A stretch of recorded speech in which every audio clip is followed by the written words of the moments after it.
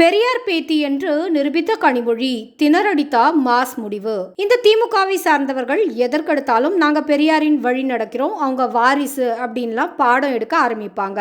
அப்போதெல்லாம் நமக்கு மிகவும் குழப்பமாக இருக்கும். ராமசாமி அப்படி என்ன கருத்து சொல்லிட்டார் என்று இவர்கள் அவர் பின்னால் சுற்றி கொண்டிருக்காங்க என்று. ஆனா இப்போதுதானே புரியுது. திமுகவின் டுபாக்கூர் அரசியலுக்கு மிகவும் பயனுள்ள கொள்கை ஒன்று பெரியாரிடம் இருந்துதான் கற்றுக்கொண்டிருக்கிறார்கள். அதனால்தான் எப்போதும் பெரியார் பின்னால் நடக்கிறோம் என்று சொல்லிக் கொண்டிருக்காங்க. ஆம், அந்த உயர்ந்த குணத்தின் பெயர் செலக்டிவ் அம்னீஷியா. அதாவது வேற யாருக்காவது ஏதாவது பிரச்சனைனா வாய் கிழிய உருண்டு புரள்வது. அதை தங்களுக்கு கடுகளவு டேஞ்சராக இருந்தாலும் கமுக்கமா கண்டும் காணாமல் இருப்பது.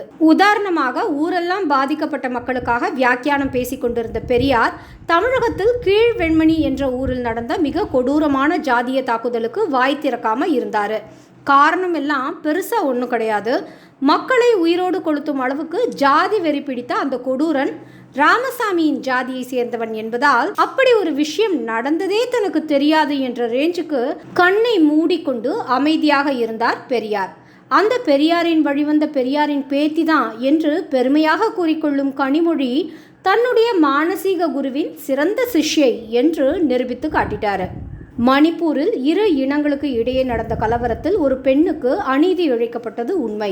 ஆனால் அதற்கு மூல காரணமாக கலவரத்தை இப்போது கட்டுப்படுத்தி கலவரக்காரர்கள் அனைவரும் ஆயுதத்தை சரண்டர் செய்து அமைதி வழிக்கு திரும்பும் அளவுக்கு அரசு கடுமையான நடவடிக்கைகளை எடுத்திருக்கு. ஆனா அதை பற்றி எங்குமே பேசாமல் மணிப்பூர் விவகாரம் என்று அந்த பொண்ணுக்கு நடந்த அநீதியை மட்டும் தங்களுடைய அரசியல் லாப கணக்குகளுக்காக பேசிக் கொண்டிருந்தார் கனிமொழி அவர்கள். ஆனா இப்போது அதைவிட கொடூரமாக நெஞ்சை பதபதக்க வைக்கும் சம்பவம் ஒன்று கர்நாடகாவில் நடந்தேறியுள்ளது.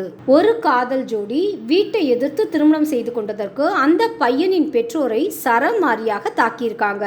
அதோடு நிற்காம 42 வயதான அந்த பையனின் அம்மாவை நிர்வாணப்படுத்தி கம்பத்தில் கட்டி வைத்து தாக்குதல் நடத்தி இருக்காங்க. கேட்கும் போதே நெஞ்சை கதிகலங்க வைக்கும் இந்த சம்பவத்தை பற்றி யாராவது வாய் திறந்து பார்த்திருக்கீங்களா?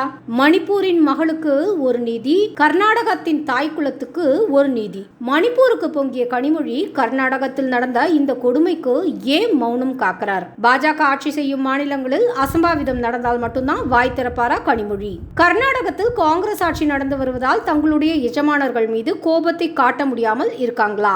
திராவிட கூட்டம் என்பதே தங்களுக்கு தேவையானவற்றில் மட்டும் வாய்க்கழிய பேசிக்கொண்டு அரசியல் நாடகம் ஆடலாம் என்று நினைக்கும் கூட்டம் என்பதை கனிமொழி மீண்டும் நிரூபித்து விட்டார்.